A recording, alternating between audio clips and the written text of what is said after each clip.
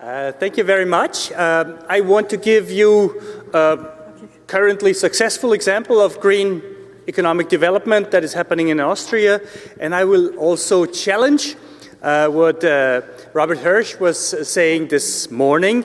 If we talk about declining oil supplies, we talk about liquid fuels that we need to replace. And I would like to kind of lead you to understand that not always liquid needs to be replaced by liquid, but I propose, and we have a way of replacing liquid fuel with a solid fuel. Yes, you would believe it can be done differently, and not only you would believe so, but the politicians have thought so in the last couple of years.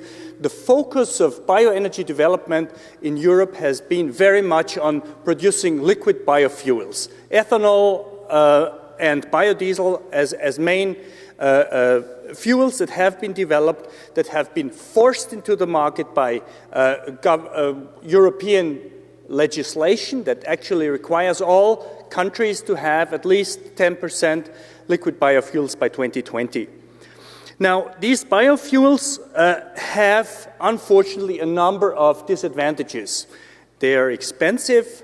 The plants that need to be grown to produce biofuels need high inputs, fertilizers, pesticides. They're hard to be produced, and it takes quite a bit of energy to produce liquid biofuels.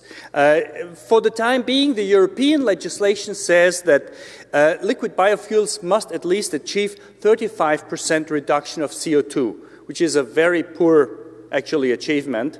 If you compare it with solid biofuels, I'll give you the example of pellets, which is 97% CO2 reduction. So 35% CO2 reduction is very poor, and it is a result of producing something with quite a tedious process, both on the agricultural side, but then also on the industrial side when you convert the stuff into ethanol.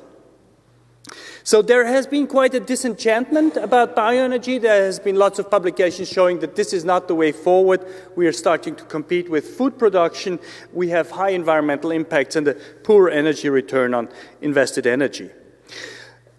The result of that was a call for second-generation biofuels. So, yeah, let's not use the grain, let's use the straw, for example. Let's use all kinds of lignocellulosic materials, convert the lignocelluloses with enzymes into sugars, and then produce ethanol. Or the other strain of idea was to gasify biomass, solid biomass, use Fischer-Tropsch synthesis to produce liquid biofuels. Both technologies are not commercial yet. Lots of money has been poured into research and development.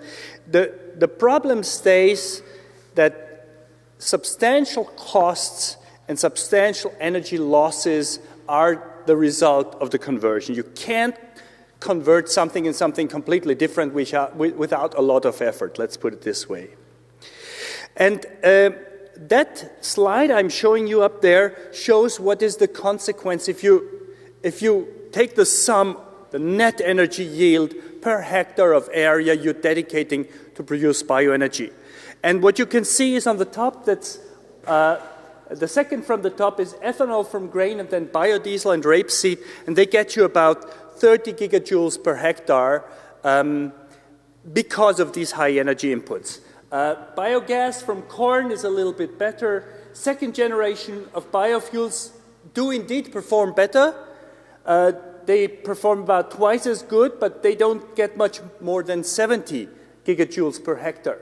And if you look to the bottom line, short rotation forestry, producing a solid fuel and use that directly for combustion, you get energy yields of up to 300 gigajoules per hectare. And that is simply because you don't mess around with the stuff. You just let it to dry on the field, you chop it, very little energy used, and you use it as a fuel. So the secret of using bioenergy efficiently is to transform it as little as possible. Of course, there is one problem, and that is solid biomass, as it comes, has a low energy density. Wood chips need a lot of volume and have little weight, and that's why subsequently they may be turned into pellets, but I'll come to that later on. So the idea is basically replace oil with solid biomass wherever you can do that before trying to replace oil by liquid biomass. And indeed, the use of oil for heating is in Europe an equivalent of 70 million tons of oil equivalent. We are using a lot of oil, not for transportation. The heat sector, the production of heat in Europe is an energy market that is significantly larger than the transport sector. It's very often overlooked.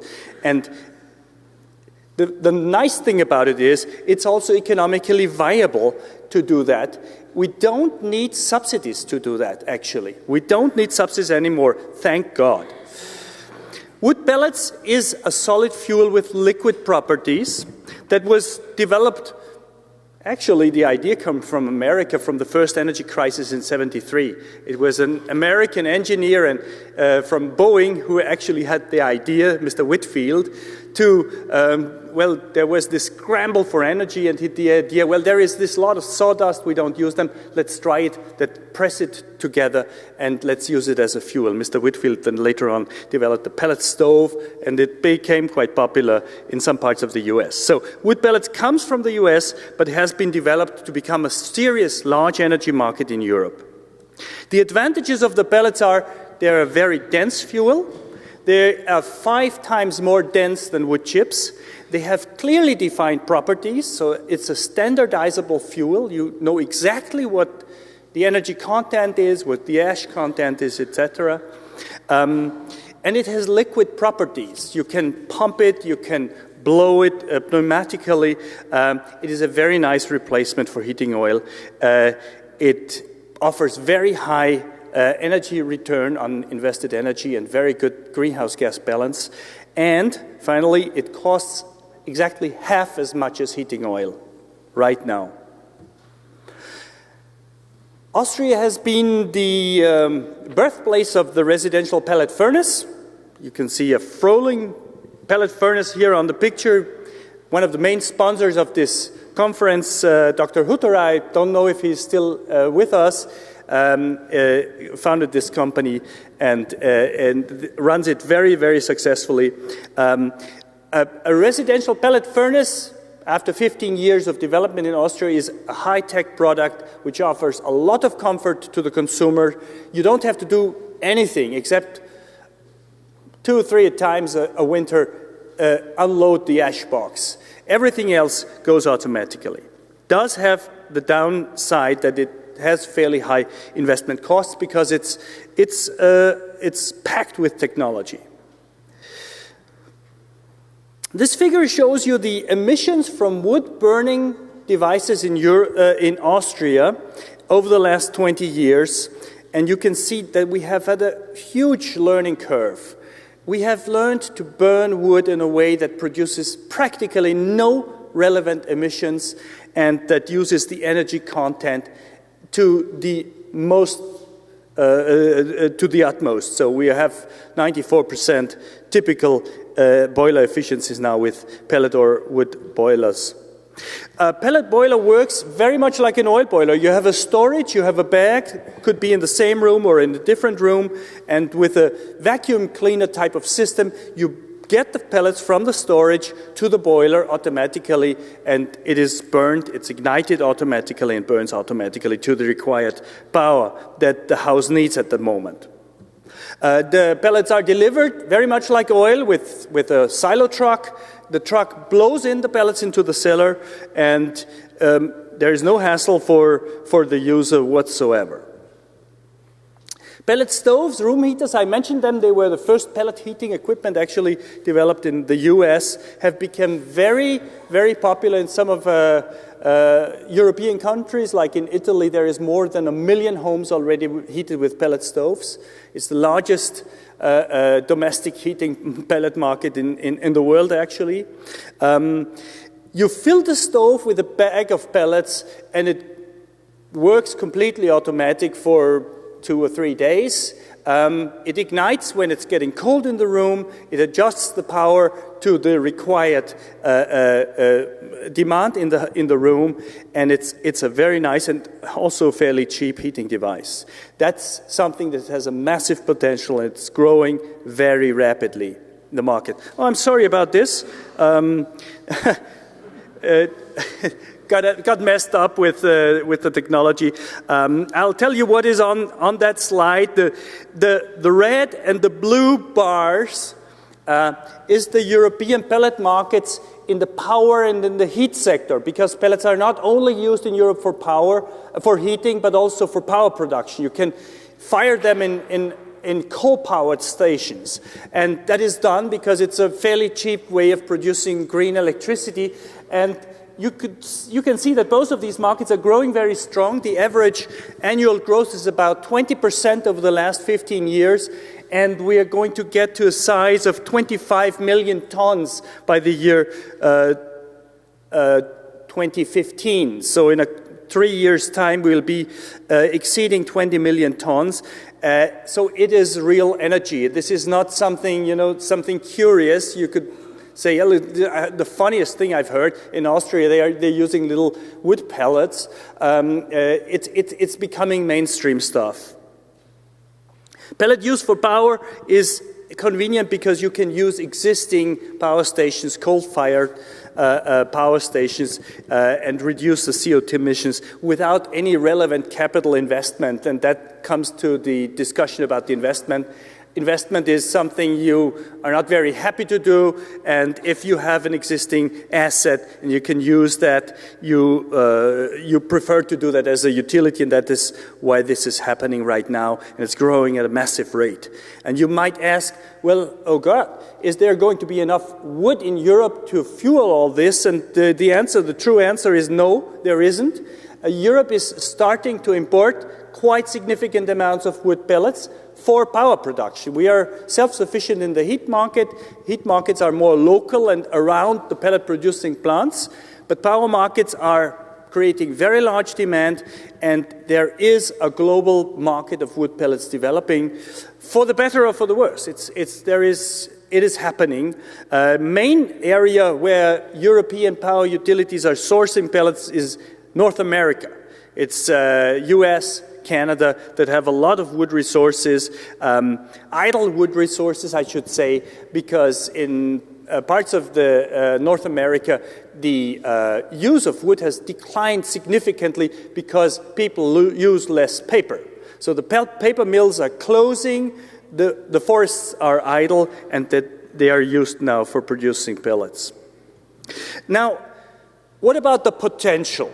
This gives you an idea that this is not something really small, not necessarily. If you look to that yellow circle up there, 25 million hectares of land on the map of South America doesn't seem like a very large plot of land. This is a significant plot of land. But on that plot of land, you could harvest 200 million tons of oil equivalent annually in wood. That is 3 times as much as we're using in Europe for heating for the time being.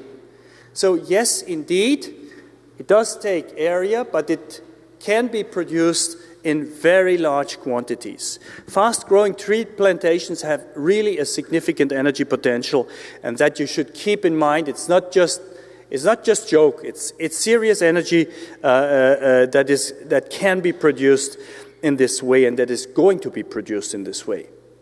Of course, now NGOs are shocked. We're facing serious NGO attack about growing the pellet market at this speed. They're saying we're going to tear down all the forests. Of course, we don't want to do that.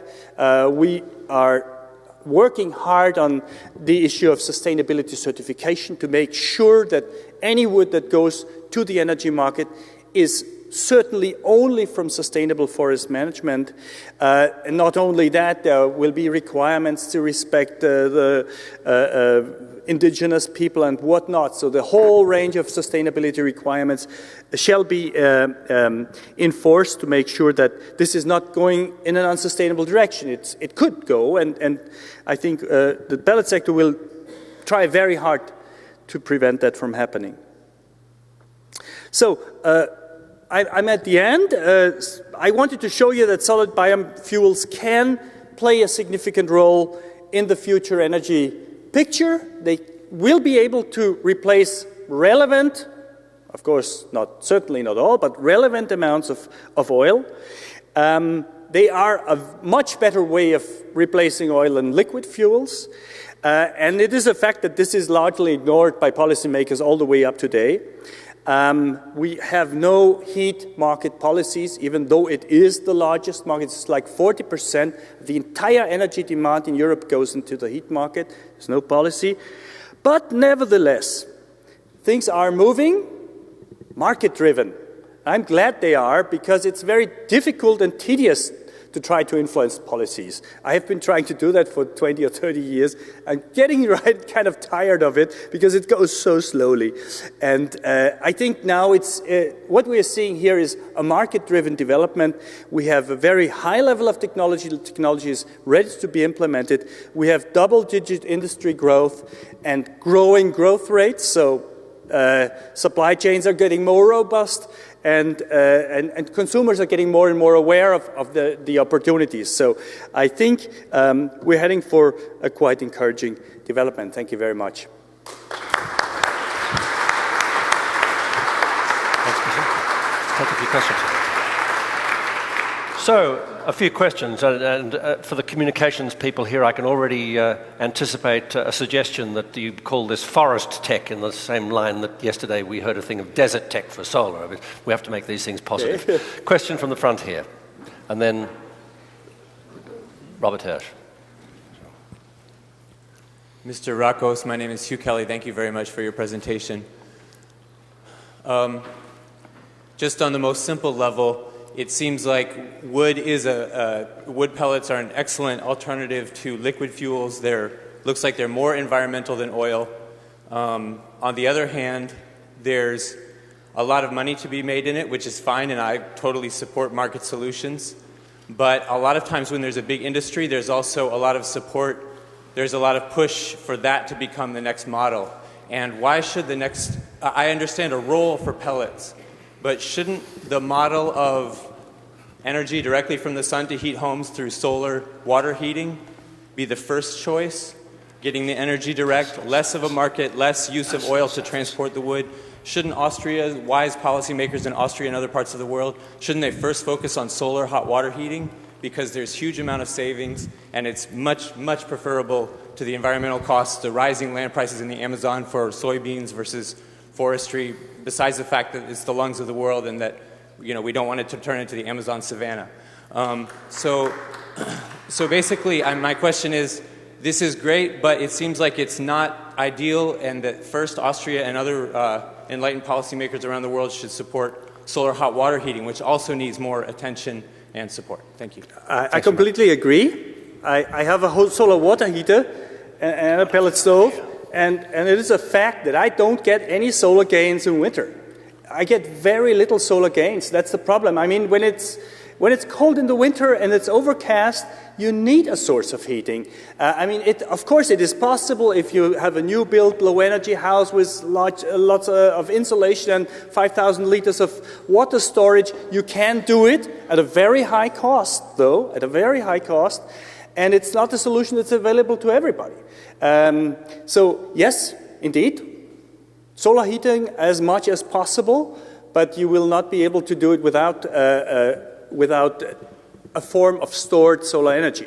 And now for the Amazon, we're not talking about taking down the Amazon and turning it into pellets. We're talking about degraded land in Brazil that is grazing, extensively used grazing in land, for example, where you could plant fast-growing trees, for example. And then you have even increasing the carbon stocks, and you're increasing the value created on the land, you're creating jobs and so on. So, of course, we're not going to take down the rainforest. Is the technology compatible with boilers that would be partly heated by solar and partly heated by... Well, it is 100% integrated already. So if you buy a pellet boiler today in Austria, you would usually always take a solar heater together, and they would already be controlled by one control unit. You have dedicated pellet boilers that are already integrated into a buffer storage to take advantage of solar heating. So the industry has already integrated the two systems into one. And most people would buy that. So 50% of all pellet boilers are combined with solar heating. Bob Hirsch.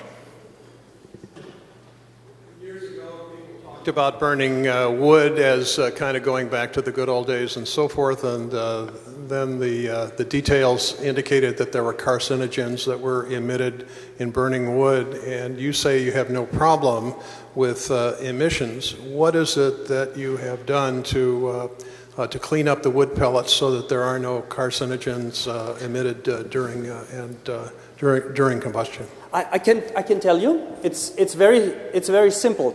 The problem arises if you have incomplete combustion. So if parts of the carbon chains in the wood are kind of degraded in the heat, but get out of the chimney, and you have all kinds of organic matter then that can be carcinogenic and very detrimental to health.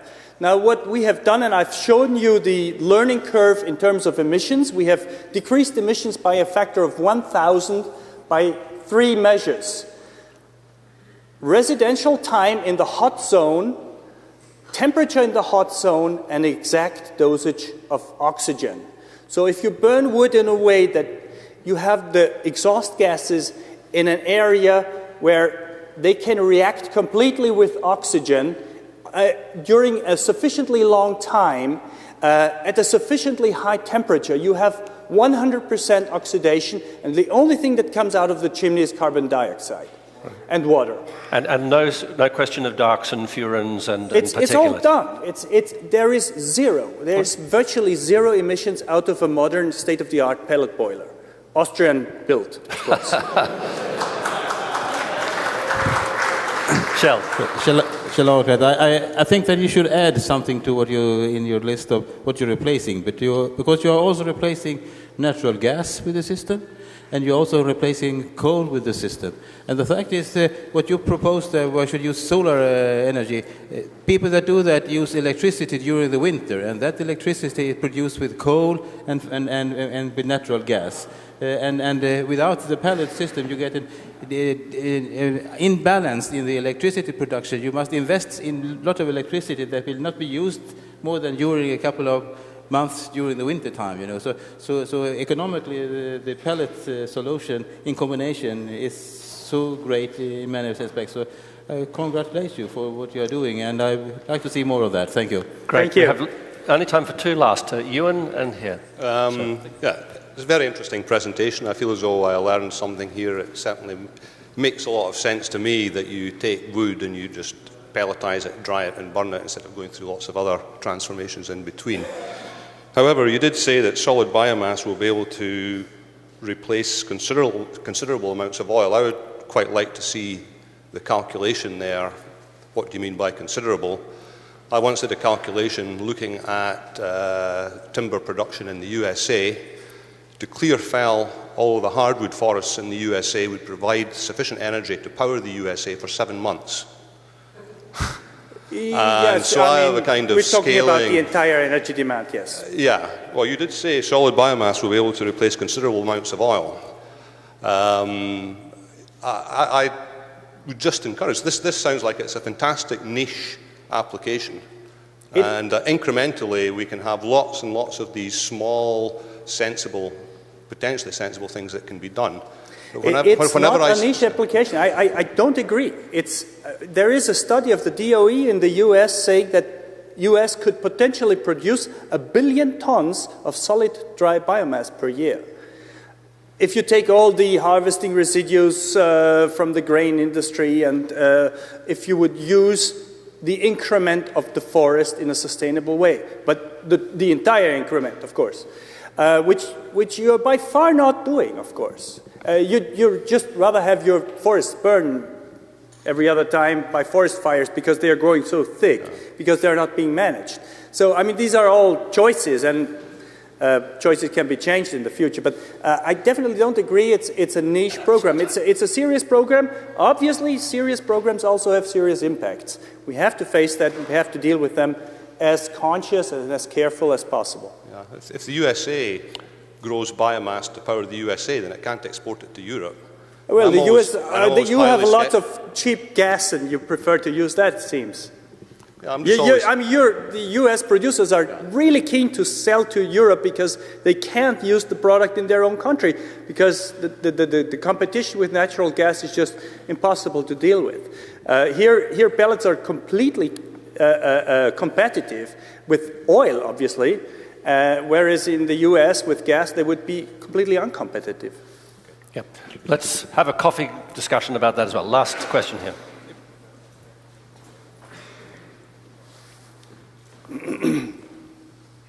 Sorry, this is somewhat of a general question, but when one's taking large amounts of biomass out of the natural system, if you're taking it out of the system, it's replacing it from what it would do naturally, which would be biodegrade.